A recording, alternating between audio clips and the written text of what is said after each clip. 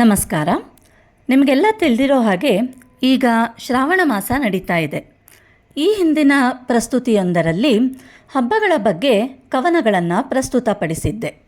ಈಗ ಹಬ್ಬಗಳಿಗೆ ನಂಟಿರೋ ಇನ್ನೊಂದು ವಿಷಯದ ಬಗ್ಗೆ ಕವನ ಹೇಳ್ತೀನಿ. ಹಬ್ಬ ಅಂದೊಡನೆ ಜ್ಞಾಪಕ ಬರೋದು ಹೊಸ ಬಟ್ಟೆ.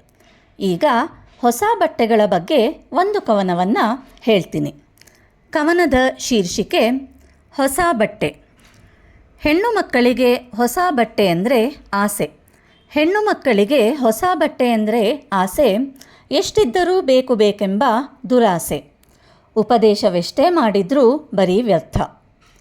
ಅವರು ಬೇಕೆಂದು ಹಠ ಹಿಡಿದರೆ ಕೇಳಬೇಕೇ? ಬೇಡ ಅಂತ ಒಪ್ಪಿಸೋಕ್ಕೆ ಸಾಧ್ಯವಿಲ್ಲ ಜೋಕೆ. ಅದರ ಬದಲು ಹೊಸ ಬಟ್ಟೆ ಕೊಡಿಸೋದೇ ಲೇಸು. ಹಿಂದೆಲ್ಲ ಹೊಸ ಬಟ್ಟೆ ಬಂತೆಂದರೆ ಹಬ್ಬವಂತೆಂಬ ಅರ್ಥ. ಈಗೆಲ್ಲ ಹೊಸ ಬಟ್ಟೆ ಬಂತೆಂದರೆ ಆಫರ್ ಬಂತೆಂಬ ಅರ್ಥ.